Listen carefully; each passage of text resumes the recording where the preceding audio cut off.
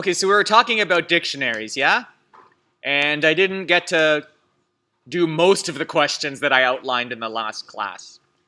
Oh, before even I begin this, Friday's class is like not a class.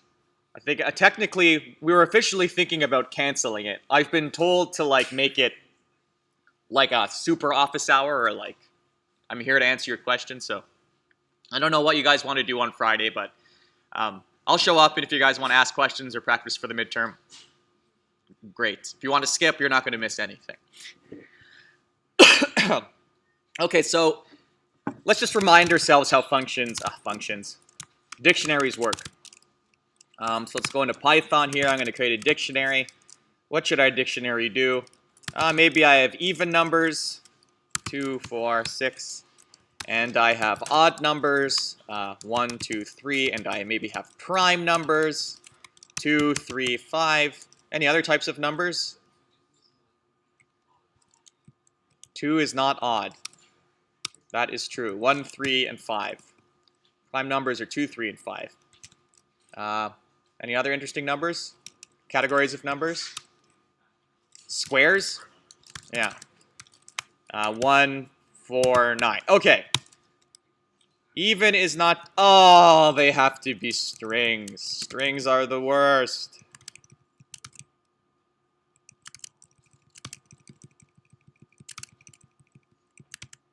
Okay, so here we go. I got a dictionary. I can index into this dictionary to get stuff. I can loop through this dictionary to get keys. I can also get items and, item. Oh, not key, H. H.items to get the items of this dictionary. I also have values that I can get, and I can get the keys. Okay, so our first problem for today. Given two dictionaries, which takes a key that's an integer to a value that's a list of integers, what we want to do is look for a key that's in both dictionaries and then sum the lists. So it's better to just look at the docstring example. So there's two dictionaries here, this one and this one. Whoops. Both dictionaries have a 4 key. And 8 plus 6 plus 5 is 19. Right, so we have to look for keys that are in both dictionaries and then take a sum of the list that we find there. Okay, so let's see what we can do. This was called combine. So let me grab this. I'm just going to go out to my desktop here. It's Wednesday.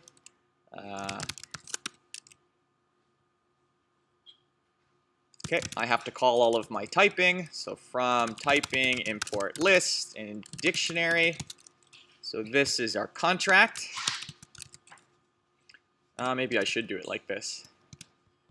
So we want to take two dictionaries. The first dictionary, I don't know. I want to use my names. The first dictionary takes integers to list of integers. So does the second, and we want to return a dictionary which returns, which maps integers to integers. So let me just do this. Let's look at our combine. So combine on this should be 419.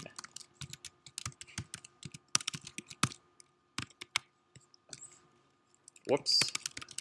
419. And I guess we'll just do another one where this is a 6, so that this has to be empty. Okay. Any ideas? Look, there's a bunch of ways that we can do this. Like the first one that comes to mind is I create a set that's the intersection of the keys of both dictionaries. So maybe I can do this in a bunch of ways. Okay, using intersection. Okay, so I have to use the set comprehension. Is that okay? Did I make it clear enough that set comprehension is like not testable? This is just like a bonus thing that I've shown you. Because you can do anything that I do with a set comprehension using a for loop and like an accumulator. Anyway, so I'm gonna do an intersection here. Find h1.keys intersection intersection section h2.keys. Okay. Do you know what I mean when I say intersection? I want to find the list that has all of the shared elements between these two lists. So how can I do this? So shared keys is equal to what? Key 1 for key 1 in H1 if key 1 is in H2. If you don't like this set comprehension, I can do it with the accumulator as well. For key 1 in H1, if key 2 is in H2, then shared keys gets appended the key. Okay. So these two pieces of code are equivalent. I prefer this one because it's one line and it builds the thing that I need immediately, but maybe I should stop using it. Or when I use it, I should at least also give you the traditional accumulation method. So here's two methods. Find H1 keys intersection H2 key. Yes, by list comprehension. Yeah, you can also make a dictionary directly if you use squiggly brackets instead of square brackets. You can say H1 bracket T1 for key 1 or something. Yeah, but I just want the keys for the time being. I don't want to actually build the dictionary yet. Okay, so this is by list comprehension, and this is by for loop. Okay, so now I have a list. Okay, actually, let's program smart. So I want to make sure that I have, in fact, generated a list of shared keys before continuing, just so I don't have to debug like a ton. So let's just call this into Python. What was it called? Combine. So let's just give it the docstring example. And what should it return to me? It should return to me a list with 4 in it. Key 2 not defined. Why not? Oh, if key 1 is in H2. Right, okay. Let's try that again. Great, okay, so this program has succeeded in collecting a unique list of the keys that are in both dictionaries. And I want you guys to code like this, right? I stop and make sure that like things are working before putting in extra stuff, right? So the other method is called the Big Bang approach, and we gave it a name so we can say, don't use the Big Bang approach. It just doesn't work. You can't code everything at the same time. Little bits and pieces, test them as you go, and then keep adding to your Frankenstein's monster of an algorithm. It's Halloween. I'm trying to like keep it topical. Okay, so now we have shared keys. So let's go for key in the shared keys. I need an answer dictionary. Well, I'll just call this H answer then. It's a dictionary. And then the key. Huh? Shared keys, thank you. I should really turn on my autocomplete. This means that in the answer, at this key, I'm going to want to assign the, I want to assign the sum of the individual lists. So I always forget, do we have add or do we have sum? It's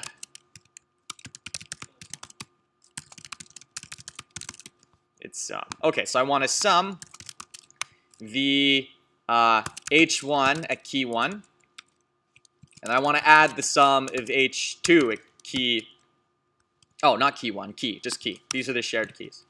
That should work, yeah? And I'm going to return this. H answer. Okay, let's check it out. Great. Let's try. It's going to add maybe a 1 and a -2. Great. Let's add maybe something else, a 6 that goes to a 1. Great. Okay, so this seems to work. That wasn't too bad, actually.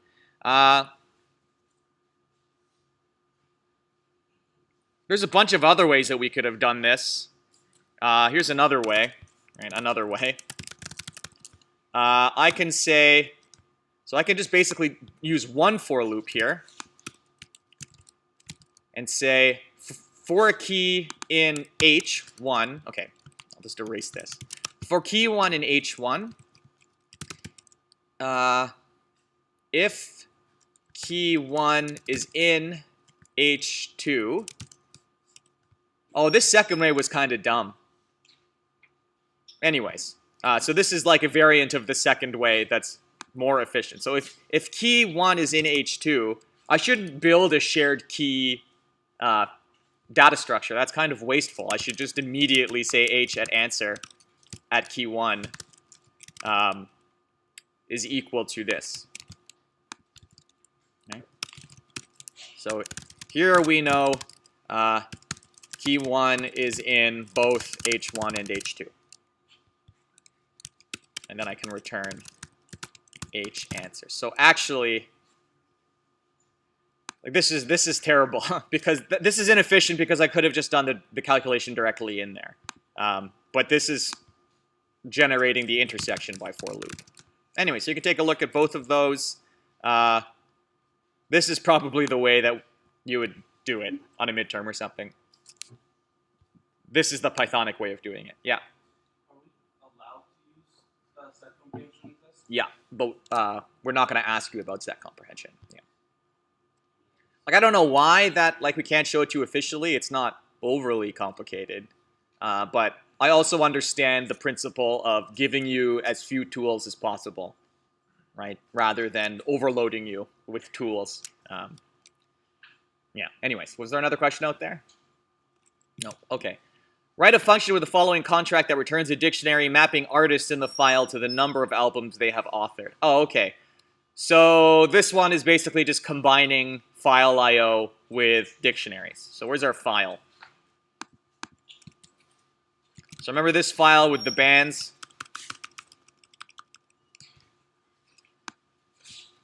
So let's just turn this into a dictionary, I suppose. I wonder if we can do anything more interesting with it. Band rating plays. Okay, anyways, let's just start coding this up. What did I call it? Count albums. Number of albums. Okay, number of count albums. And I'm going to take in, oh, that's what I forgot. What was the other thing I could call it? Was it file I/O? Or was it text I/O? Was it text I/O? Okay. So I want to take text I/O. Whoops. I want to take a file, which is a text I/O. And I want to return a dictionary, which takes strings to integers. And this is something like, well, I can just basically say count albums. I feel like I should have a different band file, and it doesn't really matter. Anyways, forget about the docstring. So let's just, before we begin, just walk through our file just to see that it was read properly. What did I forget to do? Oh, no, I don't have to open it. Okay.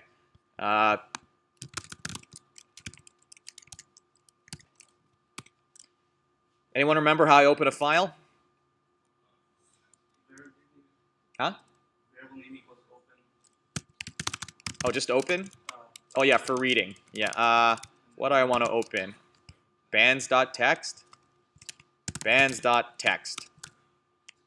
Text. Okay, so let's see what happens if I try to count albums. This should print out every line of the file. Great. Okay, so I've printed out every line of the file. So instead of printing out the lines, let's start processing them.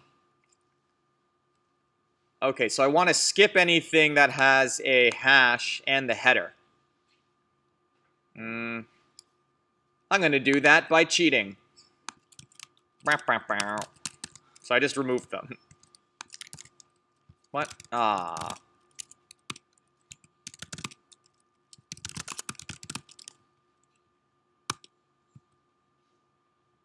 Nope, no file yet. Okay, so let's just break this up. Like, you know what would be cool if we could do something like this? We take the That's okay. Let's just convert it to a dictionary. So for a line in the file, what did the lines look like? They're separated by commas. So I want to take this line and I want to split it on a comma, which is going to give me a list of stuff. And it's going to give me a list of 3 things. The first one is going to be the band name. The second thing is going to be rating, I believe. Rating. Oh, sorry, I'm doing this wrong. Okay, hold on. Brah. Line is equal to line.split. Then the band name is the line, the first thing. This is the line of the second thing. And then I think number of plays was the last thing. Okay, now I just want to load this into a dictionary. So here's my answer for the dictionary. And maybe I just want to say that h of answer at this band name is equal to a list. Now let's change this to a list. I'll do everything. A list of the rating and the number of plays. And return this h of answer. Let's see if this works.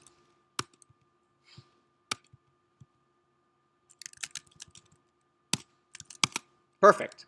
Okay, so now we can work with the file a lot. Yeah. Oh, I forgot to take out the new line. Okay. So I'll just take out the new line. And I probably should... Actually, I should do more than that. These are integers. I should cast them, right? That will remove the new line.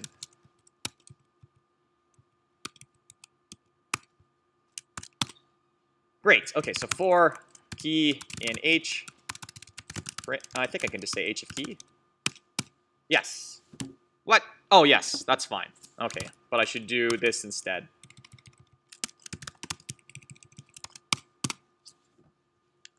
So like, this is a lot easier now to work with the information from this file, right? Because I can just say, hey, what's the information on Metallica? 7 and 512. We could have gone more. We could have made like a dictionary which had dictionaries in it. I could have said something like h.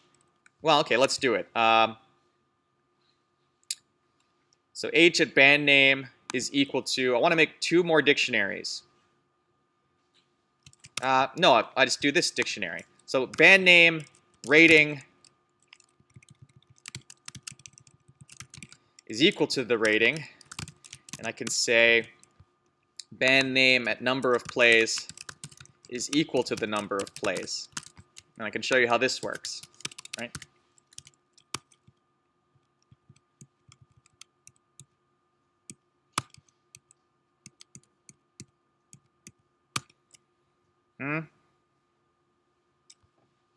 Band name, rating, key entry, Metallica. Maybe I have to say this is a dictionary of dictionaries.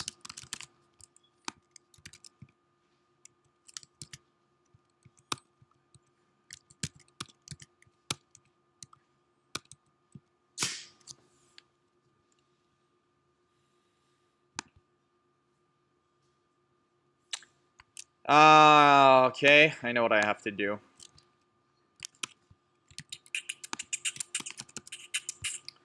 I think maybe I need to give these a... Why can't I do that? That should work. I am not happy. H of 1 is 1. H of 1, 2 is 1. There's no key. Okay. I think maybe I just have to initialize something that I'm forgetting to initialize. Because this is actually already looking for the band name. Okay, so maybe I should just give this an initial. Just to make sure something's there. And I'll give up after this.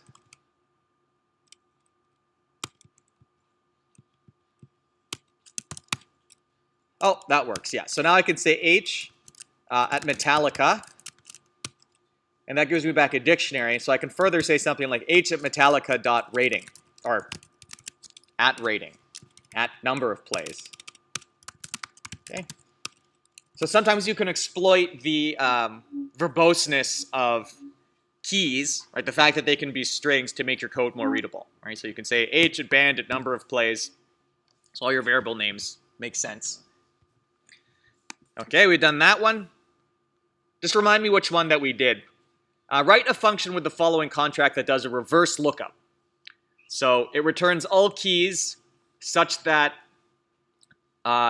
D of keys is equal to the item. So if I want to reverse lookup, so here's a dictionary. 1 goes to Paul, 19 goes to Verbic, minus 31 goes to Paul. So a reverse lookup should find all the keys which go to this value, right? So the keys that go to this value are 1 and minus 31. So that's what happens there. If I want to reverse look up Paul, Verbic, Paul, I want to reverse look up Irene, it's my sister's name, you get nothing. So is this clear? I was talking a little bit about this in my other class because we're going to do this one. And I realized that you can't invert a dictionary for the same reason you can't invert a function. Right? So sometimes you want to invert a dictionary by swapping key value pairs. Right? That may be an idea that you have that would be wrong. Because if I just swapped all key value pairs in this dictionary, you'd have two Paul keys going to two different values, right? So like, should Paul go to 1 or should Paul go to minus 31? Well, in fact, Paul should go to both, right? So this is like the notion of inverting a function. You can only really invert one-to-one functions because otherwise you'd have a non-injective mapping, right? So we're going to have non-injective mappings when we invert dictionaries. So anyways, let's write this reverse lookup. I want to see if I can just copy this. This will make my life a lot easier. I can kind of copy it. Just has all these different quotes. Quotes are the bane of my existence. I really should have used a search. Yep. Yep, I'll get to it. This was deeply inefficient, what I have done. I should have just done a search, and I would have been done right now. Anyone planning on going trick-or-treating tonight?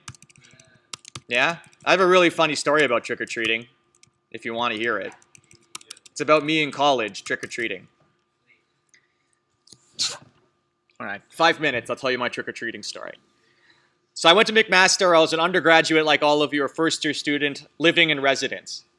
And we're all poor as dirt, right, and hungry. We're poor as dirt and we're hungry, and tonight there will be people literally giving away candy if we just rock up and ask them for it. So me and a few of my buddies went around Ancaster, like, collecting candy. And we were, like, totally anticipating that most people would turn us away. We're like, if 1 in 4 people give us candy, that would be worth it. Okay. Everyone was giving us candy. And, like, we're happy to see us. They're like, oh, are you from the university? We're like, yeah. They're like, oh, take, like, triple the amount of candy. We're, like, so happy to see you. Like, we're walking home, we're like, this is so bizarre. Like, not only did we get candy, we got, like, orders of magnitude more than we had expected. So a few days pass, and someone else visits me in my dorm room, and we're, like, eating this Halloween candy. They're like, where did you get all that candy? I'm like, we went and trick-or-treated, and, like, everyone gave us it. And then they go, weren't you supposed to hand that over to the children's hospital? So it turns out there's, like, this thing that McMaster students do at Halloween where they go and trick-or-treat for the sick kids in the hospital. So everyone was giving me more candy for the sick kids. That was like, sweet, free candy. So I literally stole candy from critically ill children. So that's my Halloween story about trick-or-treating, right? I am most certainly going to hell, but totes worth. What's so stupid in retro? Why are they giving us all of this extra candy? This is sweet. Oh, man. Okay, reverse lookups. Can't believe I told that story on tape, more or less. Someone's going to cut this and, like, give it a really spicy title on YouTube. The truth about Professor Verbic, right? Okay, reverse lookup. How can we do a reverse lookup? So we're going to have to... Okay, so this is easy as long as we first realize that when we invert a dictionary, we always have to introduce a list, right? So if we have a dictionary, that looks like this, that takes strings to integers, the inversion of this dictionary is going to have to be a dictionary that takes integers to list of strings. Yeah? I'm just curious, can you just like search if there is a value in the dictionary and then go for like for loop and like get all the keys? Wouldn't that be easier than inverting? Sorry, I don't understand what you're saying. Well, you look if there is a value which you're looking for in the values of the dictionary. Okay, so that means you'd have to look at you'd have to go through the entire dictionary looking for values. Like, I want the whole dictionary structure to be inverted. I'm not asking to invert one thing. I'm saying return to me the dictionary where all of this has been done already. Maybe I want to do like a lot of reverse lookups, right? So it's not good enough to do it for one of them. I want to do it for all of them. Like, I want to return properly a new dictionary. Or is that what you're describing? Okay, anyways, so back to this. This is important, right? This notion that when I'm going to invert the dictionary, that the thing, you're always going to have to introduce a list, right? Because multiple things from the domain can map to something in the range. So let's just give this a try. I'm just going to change back to the names that I prefer. What is an item? Okay, well, this should be a value, right? To use our nomenclature. Why am I returning a list? I should be returning a... Oh, sorry, you were answering the question that I wrote. Okay, so yeah, sure, let's just do it this way. Okay, so if I want to reverse look up just a single value, then how do I do that? Well, I have an answer. That's going to be a list. And then for key in H, if H of key is the value, then append this value to... Oh, no. Append the key to the answer. Right? Because I'm searching for keys. And then I can return the answer. Let's see if this works. I'm just going to grab this. I'm going to spell lookup right. Should take probably the one that works. Let's cross our fingers. 1 in 31. Okay, great. That worked. Okay, but like, let's now go do the other question I was talking about. Like, instead of returning a list, let's return the dictionary that actually inverts all of these things. So how can we do that? So I have a dictionary. I want to return now a dictionary answer. And I want to build this dictionary. So first I need a unique... Okay, how can I do this now? So I can walk through the keys of H. And then I need to walk through the values of H of key. And then I need to, in my answer at this value, oh, geez. Okay. Okay, so I want to, at this point, append the key to this. But I can't append it until it exists. Right? So I'm going to have to say something like this.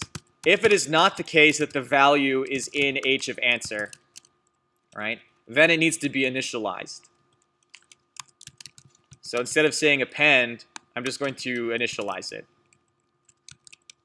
Yeah? Else it is already there, so this is fine. Okay, so let's see if this works. I think that was it. For key in H, key H of key. No, that did not work. Why did A go to...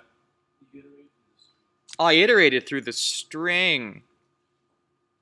Why did I do that? We did instead do for key comma val, and then just put the Yeah, actually, I don't... Yeah, I don't need this at all. Okay, so for a key in H, H of key is going to be a string. So if, all right, so my value should just be h of key. That should work.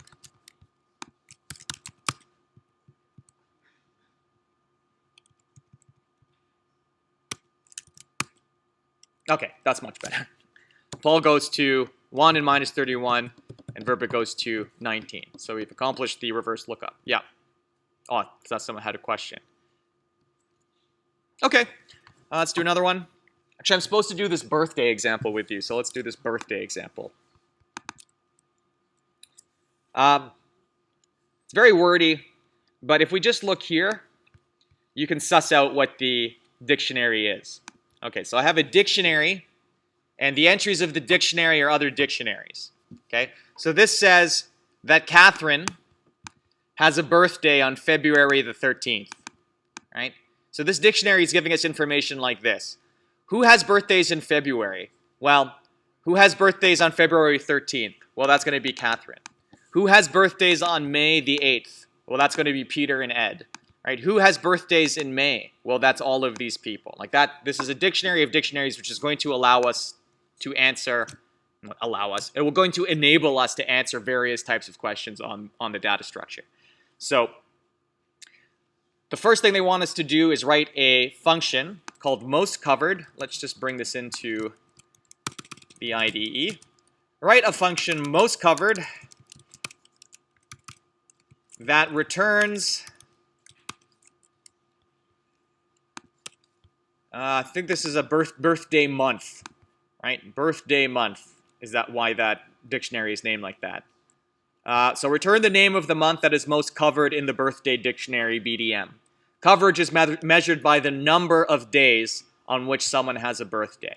So for this example, which month has the most coverage?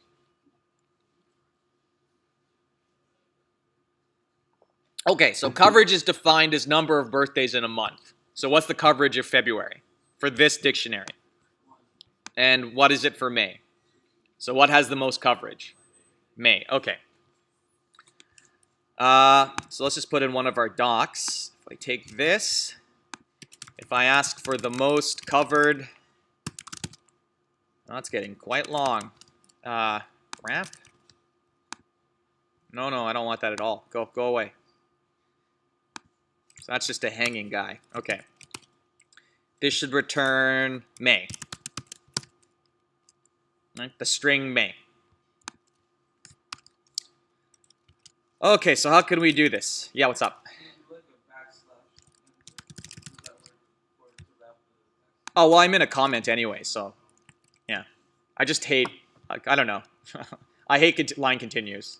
So technically, you're supposed to cut everything off beyond that line. This is 80 spaces. Traditional CRT monitors only had 80 spaces, so. But we have better CRT monitors now. We have widescreen monitors, so I often fight with the old programmers about this. It's like, I don't want to code like it's the 1970s. Right? I have an ultra-wide monitor, let's use it. Okay, so how can we calculate the coverage of each of these guys? So, okay, I don't know. I guess we're going to have to, no matter what, walk through this dictionary. BDM. For key in BDM. So BDM at key is going to be what? This is going to be a dictionary. Okay, so the keys of the highest level dictionary are months, yeah? Can you see like the dictionary at the max of like dictionary one, like dictionary or Do dictionaries have length? Oh, they do. Okay, but the length of a dictionary is just the number of keys that it has, it seems.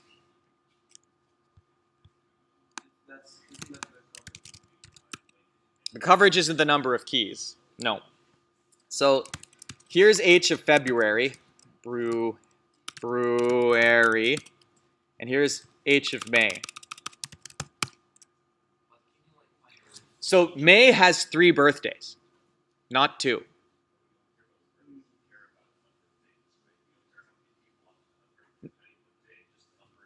Okay, let's read the thing again.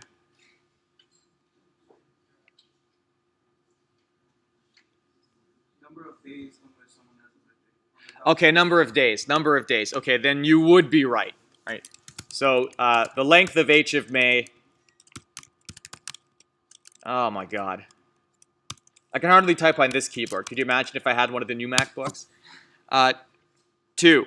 Okay, so you're right. All we have to do is find the maximum coverage by taking lengths of the values. Okay, so max coverage, I have to set to some default value. Let's make that a little bit. And then my answer is going to be empty for the time being. Okay, so actually I don't even need that yet.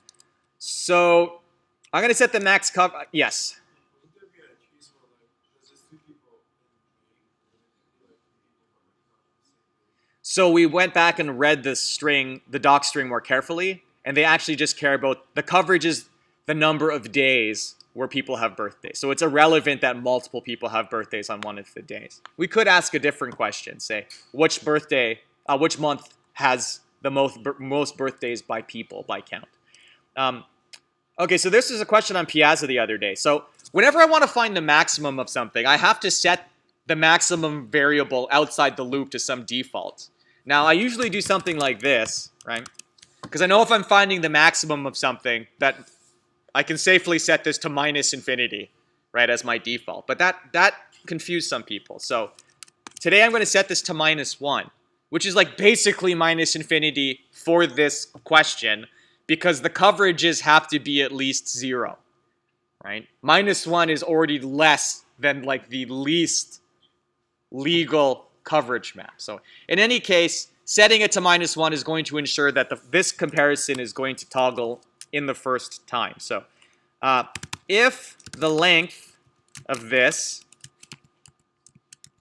oh boy, oh geez, if the length of this is greater than the max coverage, then in fact the max coverage is the length of BDM at this key, and the answer is going to be the key itself, right? The month that is providing that. And then we get through this and return the answer. So you can see that if max coverage is -1, that in the first iteration of this loop, this if statement is definitely going to trigger, right? Because the least this number can be is 0, right? So in the first loop, we'll at least set max coverage to 0. So let's see if I get this to work. Most coverage should return May. Where's my... Oh, here it is. Oh, okay. Well, it helps if I spell variables properly. Oh, most covered.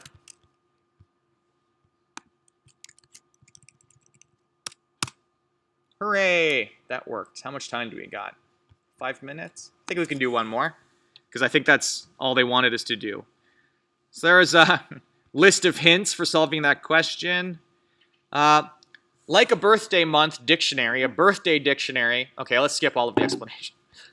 Here's a dictionary. What does it seem to do? It seems to take someone's name and give a month, date pairing as a list of strings. Right, so what do they want us to do? Oh, they want us to invert this. We've already inverted this. Do you want to do this? Because we basically already did an inversion today. So let's not do this inversion. You can do this inversion. Let's see what other questions I had asked. How many times can we do the inversion problem? Okay, I guess that's all I have for today then.